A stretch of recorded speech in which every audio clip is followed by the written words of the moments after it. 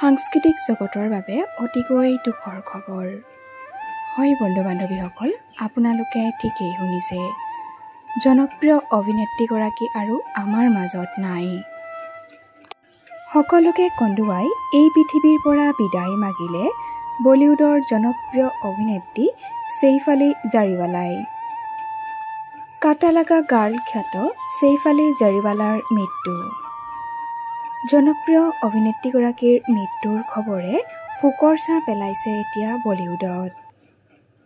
অতি আকস্মিকভাৱে মৃত্যুক সাৱটি লয় জনপ্ৰিয় অভিনেত্ৰী ছেইফ আলি জাৰিৱালাই।